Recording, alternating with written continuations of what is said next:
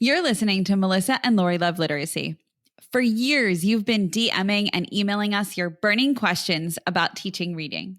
Today, we will give you a sneak peek into our new book answering your questions, The Literacy 50, a Q&A handbook for teachers.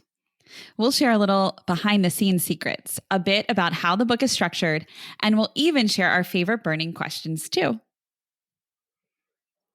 Sometimes a podcast is enough, and sometimes you might want something more. So we wrote a book answering your questions called The Literacy 50, a Q&A handbook for teachers, real-world answers to questions about reading that keep you up at night. It's a handbook that includes downloadable resources for planning and instruction. You'll love the practical tips we supply to bridge the research to practice gap. Pre-order your copy now on Amazon.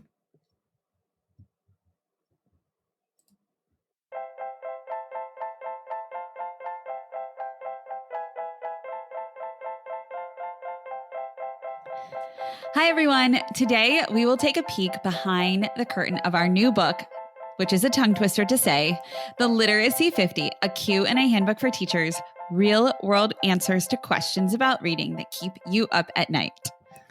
So I can't believe we actually wrote a book, Lori. Can you believe it? I really can't. We wrote it in record time, and thanks to some crazy hours.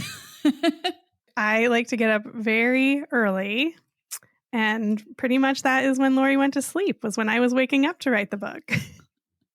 Yeah, I stayed up till 2 a.m. writing this book. And I woke up at like 3 or 4, got started. But I'm really excited because, years and years ago, I said that I wanted to write a book. And I don't know that I ever saw it actually happening, but here we are. We did it. I know. Very cool. And I was thinking, Melissa, it might be helpful if we shared a little bit about the structure of the book. Absolutely. So it's very structured, which is, I think, really nice for teachers. I think teachers appreciate that. And we answer 50 questions, hence the title, The Literacy 50, all about teaching reading. And there's 5 chapters, 10 questions for each chapter. And each chapter aligns with a pillar of reading. So phonemic awareness, phonics, fluency, vocabulary, and comprehension.